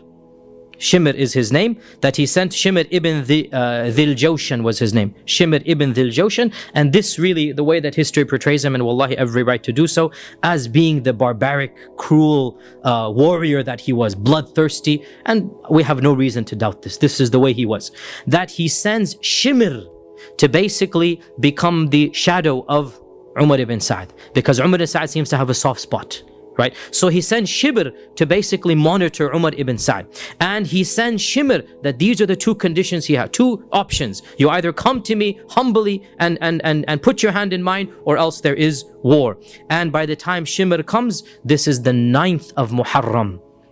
The 9th, so for 6 days, 5.5 days, back and forth, back and forth, back and forth. Finally, on the 9th of Muharram, Shimr comes and says, you either come to Ibn Ziyad or else tomorrow there will be war, right? And there was a lot of tension. And many of the people on the side of Umar ibn Sa'd either abandoned the army of Yazid or the army of Ibn Ziyad, and a small group of them actually defected over to the side of Hussein. A small group of them. We didn't come to fight the grandson of the Prophet. Now a small group of them came over to the side of Hussein, right? Now, the people of Kufa know full well what's going on. It's happening under their nose, literally under their nose. 6 days go by and not a single one of them comes forth to help the very person whom they have promised. It's literally happening there. And nobody comes to help Hussein ibn Ali. And so, of course, Hussein refused to go to Ibn Ziyad, and wallahi, this is exactly what we expect. Wallahi, this is exactly what we expect. Hussein was not a coward. Hussein is not, when he was at a time of peace and security, at a time of izzah, he refused to give bay'ah to Yazid. Now you expect him to give bay'ah when his life is threatened? La hawla quwwata illa billah. No way. This is the grandson of the Prophet. If you're going to kill him, you're going to kill him with dignity and karama. And there's no doubt that he chose the braver of the two options. Now that he's trapped, his back is to a wall, he's not going to go begging for his life in the hand of this young impetuous governor. And so he refuses. And he says, be as it may, I am not going to go give bay'ah to Ibn Ziyad on behalf of Yazid. And so It came to pass on the morning of the 10th of Muharram of 61 Hijrah that a cruel and pitiless battle took place. On the one hand, you have barely 60, 70 men. And on the other hand, you have 3,000-4,000 people. On the one hand, you have the grandson of the Prophet Muhammad sallallahu alaihi wasallam, and on the other hand, you have a bunch of rebels and army generals and whatnot. And so it came to pass that the grandson of the Prophet sallallahu alaihi wasallam, what his own grandfather said about him came true, because it is authentically narrated in our own Sunni books of Hadith that Ali ibn Abi Talib once came to the Prophet sallallahu alaihi wasallam and he saw him crying, and he said, "Ma yubkika ya Rasulullah, why are you crying, O Messenger of Allah? Tears are coming out of his eyes. Why are your tears coming out of your eyes?" So he said, and this hadith is in Muslim Imam Ahmad and in Tabarani, it is authentic. He said, "Jibreel just came to me and he told me that my own ummah shall kill Hussein next to the Euphrates River. And he brought me some of that sand where he will be killed. And this is what has made me cry." And the narrator of the hadith said that, and we knew that that sand, we later knew that the sand was the sand of Karbala. And so the army zoomed in on the camp, the entourage, and there was no warriors or fighters here. These are just a small group of men, most of whom are Ahlul Bayt. And Hussein in the beginning was protected by the Ahlul Bayt, and they fought on his behalf, but one by one as they were killed, and Hussein is left standing. And in the very final act, Hussein kept on charging on. And who amongst them would dare come forth and raise a sword against the grandson of the Prophet sallallahu alaihi wasallam? And so everybody was just trying to avoid his own sword, Hussein's sword. Who's going to raise his hand? Until it was that infamous, that evil, that brute, it was Shimr ibn Abi Jawshan that gave the commands to attack. And Shimr led a small group of 3 or 4 people, along with the person they say who actually dealt the actual final blow. His name is Sinan ibn Anas, somebody in the books of history, Sinan ibn Anas, who gave him the final death blow. And as a final act of brutality, Shimr and Sinan, they cut off the head of Hussein ibn Ali ibn Abi Talib, and they sent it to Ibn Ziyad on a plate as a gift. La hawla wa la quwwata illa billah. And Ibn Ziyad, when he got this plate with the head, and this is the first time in Islamic history such a barbaric Jahili act was done. This is the first time ever this was done, and it shows you the mentality of the people who did this. And when Ibn Ziyad got this head on a plate, he took a stick and he began poking the head of Hussein and saying things, vulgar things. And Anas ibn Malik was there in Kufa at the time. He was an old man, Anas ibn Malik, the famous Sahabi, and he could not stand this, and he stood up in the gathering and he said, "Wallahi, I saw the Prophet ﷺ kiss those very lips that you are now hitting with this stick. La hawla la quwwata illa billah." And he said that nobody resembled the Prophet ﷺ more than Hussein. And wallahi, our hearts cry for Hussein. And wallahi, we are the Shia of Hussein, the real Shia of Hussein. And wallahi, I swear by Allah that if we had been there, we would hope to Allah that we would defend the grandson of the Prophet ﷺ against anybody who dares raise his hand against him. Wallahi, we are the true Shia of Hussein. And those who killed Hussein, they will have to answer to Allah for one of the worst murders committed. This child that the Prophet ﷺ played with, and he put him on his back and he kissed him all over, and now his head is on a plate and Ibn Ziyad is poking it. Anas ibn Malik could not stand this, and he said, "This very lips that you are making fun of and you are poking, I saw the Prophet ﷺ kiss those very lips." And he said that Hussein resembled the Prophet ﷺ most in his manners. And there are some reports as well that Ibn Ziyad sent it to Yazid, but these reports seem to be a confusion. It was not Yazid who poked the face of Hussein, it was Ibn Ziyad. This seems to be the correct version of events. Yazid did not poke the face of Hussein, it was Ibn Ziyad.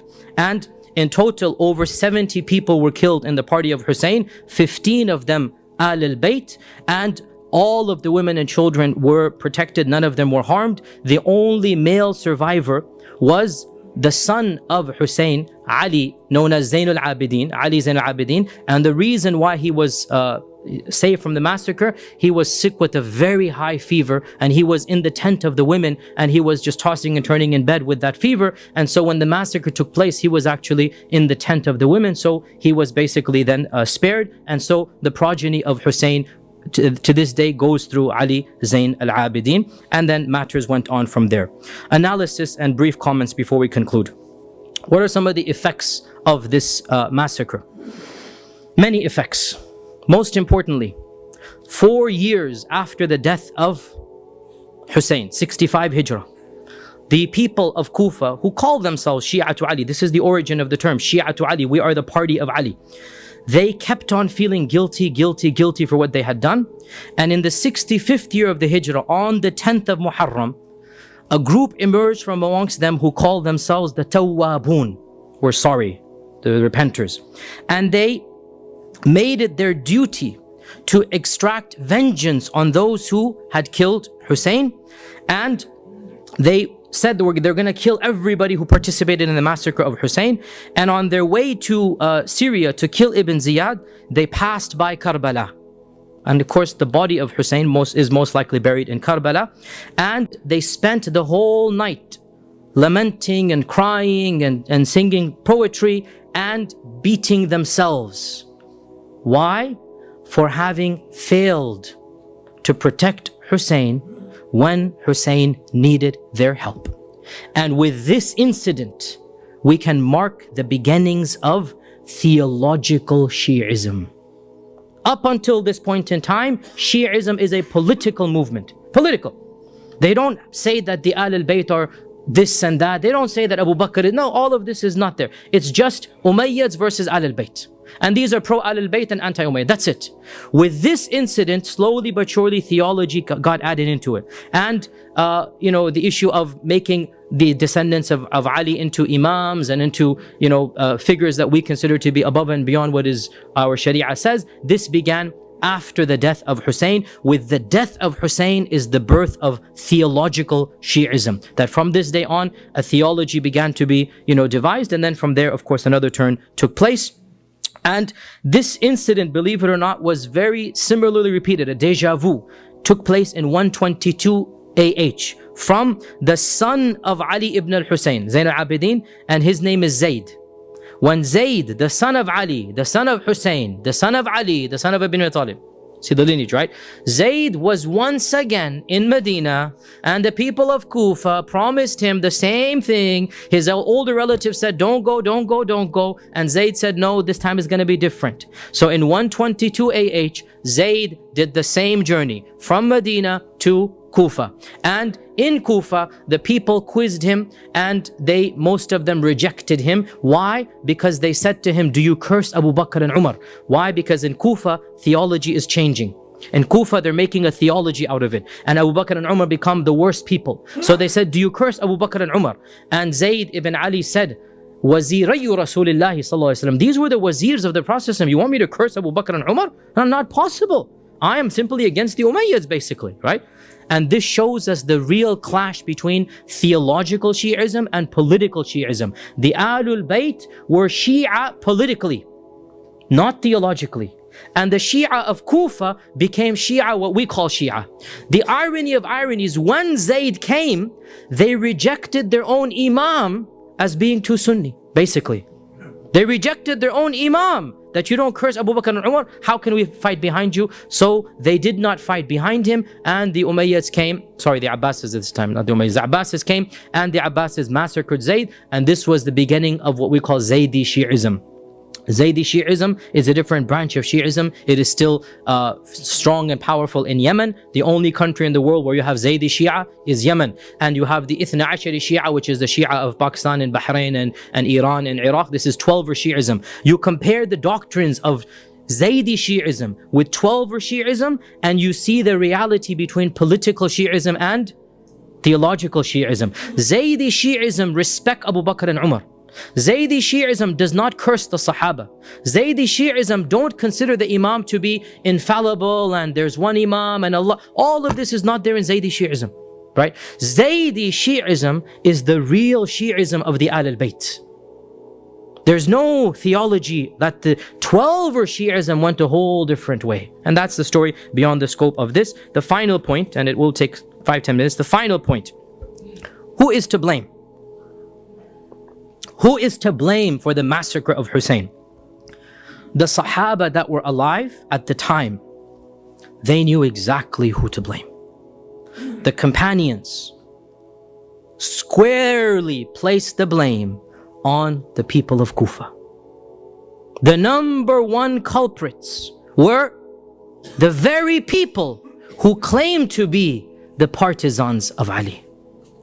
And it is authentically narrated in the books of Hadith, not even the books of history. Muslim, Imam Ahmad, Tirmidhi, we have these in the books of Hadith, that when Salama, who is Salama? The wife of the Prophet ﷺ, when she heard of the death of Hussein and the martyrdom of Hussein, she said, may Allah's la'na be upon the people of Iraq. They were the ones who murdered him. قَتَلُوهُ قَاتَلَهُمُ اللَّهُ. They killed him. May Allah subhanahu wa ta'ala curse them. They seduced him. They promised him. And then they abandoned him right at the very end. And we have the even more famous narration of the senior most Sahabi, who is Abdullah ibn Umar, the most respected of the Sahaba alive. He's not pro-Yazid. He doesn't like the Umayyads. He doesn't like the politics going on. And the famous, this hadith is in Bukhari. This hadith is in Bukhari and Muslim. What is it? When a group of Hujjaj came to Mecca, right? And Ibn Umar was there. And they said, oh, this is Umar, let's ask him a question. So one of them comes and he says, oh, Ibn Umar, if I swat a mosquito and the blood comes, is my ihram broken? Now, remember in ihram, you're not supposed to hunt, right? So, and of course, I mean, Sunni fiqh, I don't know any fiqh. Mosquitoes are not hunting. You don't hunt mosquitoes, right? So you can swat a fly and mosquito. So if I swat a mosquito, do I have to pay dam fidya for this blood? And he was shocked. He goes, where are you from? He said, from Kufa, from Iraq. He said, wa ajaban. Amazing are you people. Amazing are you people. You kill the grandson of the Messenger of Allah sallallahu alaihi wasallam. You murder him. And now you come and ask me about the blood of a mosquito? Now, who is he blaming? The people of Kufa. And wallahi, this is crystal clear. And we have to say this no matter how painful or awkward it is. This is the truth. And that is why this group beats themselves to this day. This is the truth that nobody can deny. And the Sahaba that were alive, none of them is pro-Yazid. Wallahi, it's impossible for a believer to be pro-Yazid. But being anti-Yazid doesn't necessarily mean we agree with everything that happened there. No, not at all. We say that the people who promised Hussein should have been the ones that lived up to the promise. Where were they when Ibn Aqil is thrown? Where were they when Hussein is camped outside their city for 6 solid days? Where were they? Instead of cursing everybody else in the world, even those who were born before Hussein, wallahi, they need to look at their own selves. Wallahi, this is the truth. They need to look at what they themselves have done.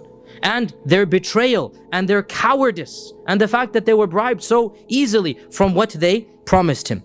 So the number one culprit, according to our own sources and their own sources, that's why they beat themselves on that day and they continue to do so. The number one culprits are those who seduced, those who promised, those who swore the most solemn oaths, and then they disappeared between the morning and an afternoon. They all disappeared from Ibn Aqil, and not one of them showed up when Hussein is camped outside.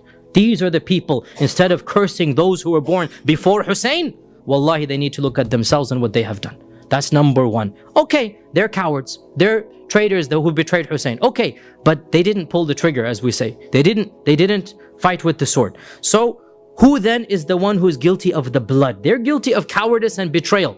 And wallahi, that's the biggest guilt. Because if they had stood up, Karbala would not have happened. If the people of Kufa had stood up, they would have protected Hussein. They would have had to negotiate. Something would have done. So that's the number one culprit. Number two, who is the mastermind? Clearly the mastermind is Ubaydullah ibn Ziyad. Ibn Ziyad is the main culprit. The governor, this impetuous, arrogant young man that was placed to be the governor. And Ibn Ziyad, we give him the lion's share of the blame.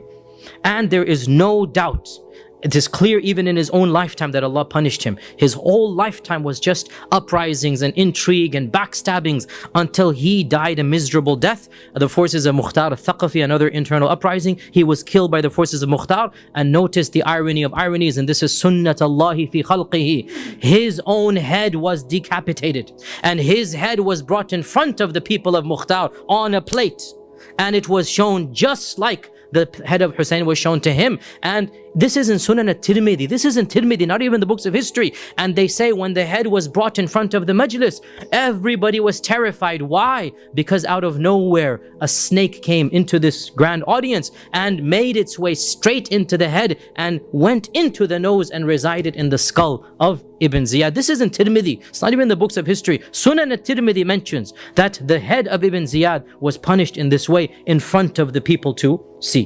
So this is Ibn Ziyad.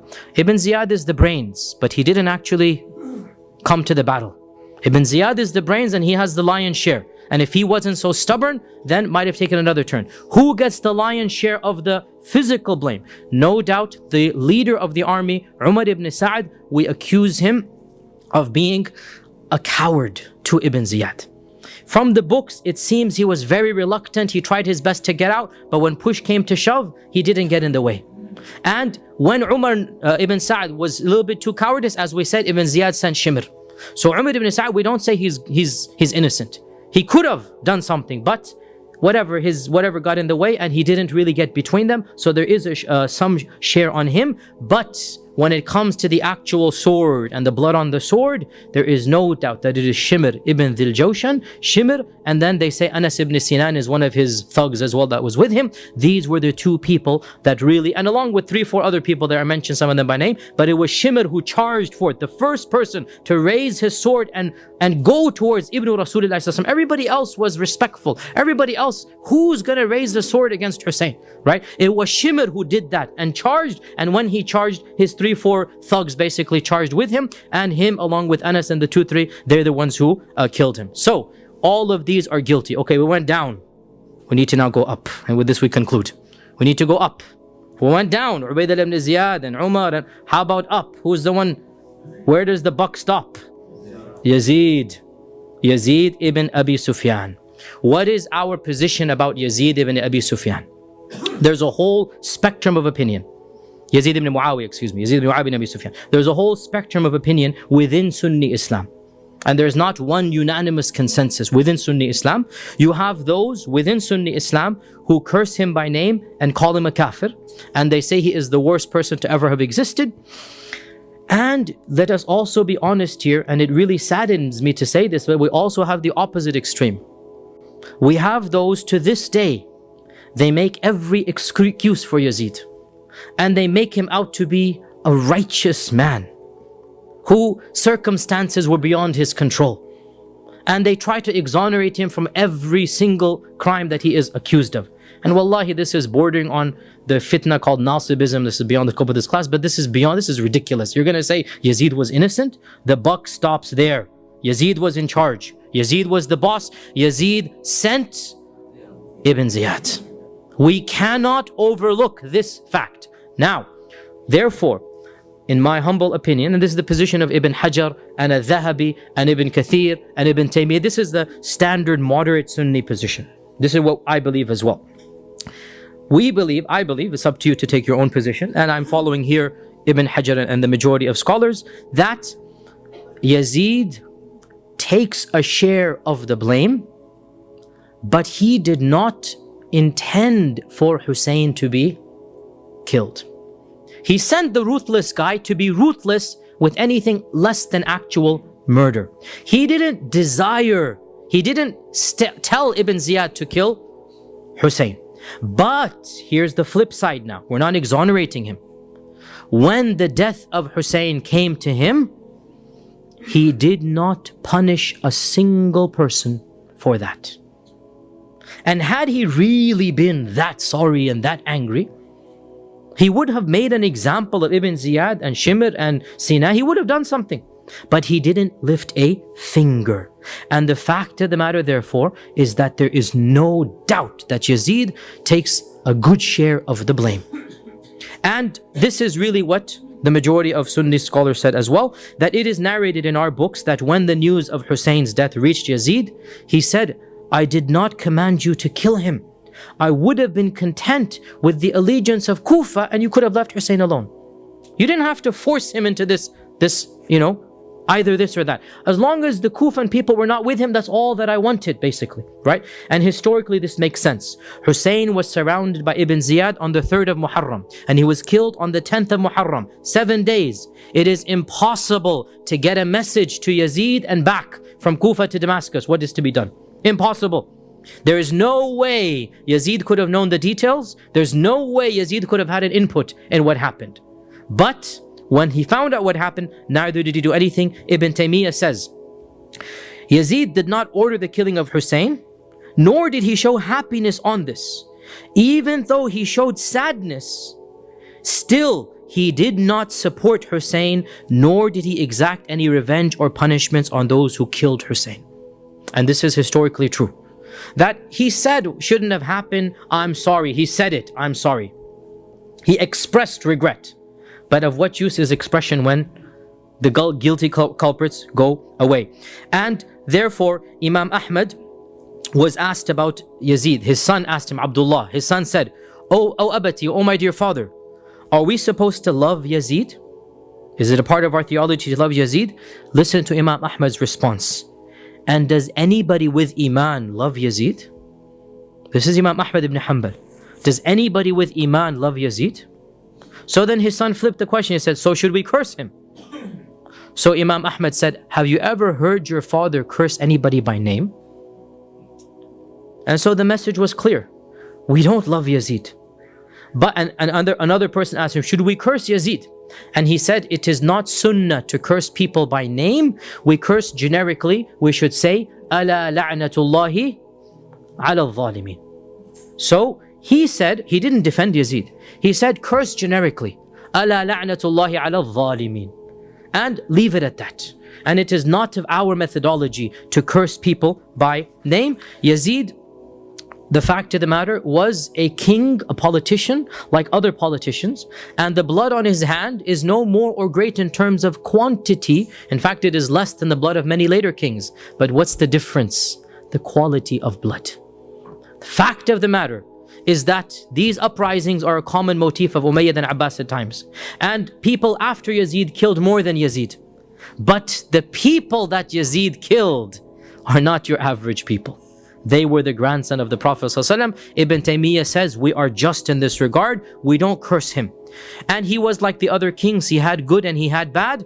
And in our religion, Allah will accept the good, and his affair with his Allah, he might be punished for the bad. We leave his affair to Allah subhanahu wa ta'ala, and we do not curse him by name. We may say, Ala la'natullahi ala al-zalimin. And we leave it at that. And a final point is that no doubt we love Hussein and we are saddened by his death. But our love for Hassan is greater than our love for Hussein. And the ahadith about Hassan are more than the ahadith about Hussein. And it is authentically narrated in Bukhari that once the Prophet was giving a khutbah and Hassan walked in and he tripped and he fell down. And the Prophet stopped the khutbah and came down and picked Hassan up, and he kissed him on the mimbar. And he said that I could not bear to see my son fall down. And then he said, Inna bani hadha sayyid. This son of mine shall be a true leader. Even if Muawiyah doesn't consider him a leader, the world considers him a leader. He is the Sayyid over and above Muawiyah. This is something we have no doubt about. This son of mine is the Sayyid. And perhaps Allah will bring reconciliation between two large groups of Muslims through him. Hassan was the better of the two men. Hassan, again Muawiyah meaning Hassan and Muawiyah. Hassan was the one who stood up and said, no more bloodshed. You want the power? Take it. I'll retire. I don't want Muslims to be killed. This was maturity. This was Iman and wisdom. And Hussein had Iman, but the wisdom of Hassan was more than Hussein. And this is what we believe, that Hassan had the more wise methodology, and Hussein no doubt was a brave man and he did what he did. And Allah Azza wa Jal will accept from him his martyrdom, inshaAllah ta'ala. To conclude, the tragedy of Karbala is a great tragedy. Our hearts bleed for the death of Hussein. But the tragedy of Karbala is a historical tragedy, not a theological one. The fact of the matter is that the murder and assassination of Uthman ibn Affan caused more harms to the ummah, and more doors of fitna were opened up than the murder and assassination of Hussain ibn Ali. And our love for the Ahlul Bayt does not cause us to go to the two extremes. We are between the two extremes. We love them for the love of Allah subhanahu wa ta'ala, and we are angry at all those who oppose them. And we say to those who abandon him at the very last hour, you are the primary culprits in the death of Hussein. Don't curse Abu Bakr, don't curse Umar, don't curse Uthman. You were the people who abandoned the very person whom you promised to help. You have the lion's share of the blame, and therefore this is something that we clearly and firmly believe. And I conclude by saying that we are the true followers of Ahlul Bayt. We are the true lovers of Ahlul Bayt. We are the true Shia of Ali ibn Abi Talib. We go between the two extremes, and we pray that Allah subhanahu wa ta'ala exalts their ranks and causes them to enter Jannah, and causes us to be along with them in Jannah. اللهم صل على محمد وعلى آل محمد كما صليت على إبراهيم وعلى آل إبراهيم إنك حميد مجيد.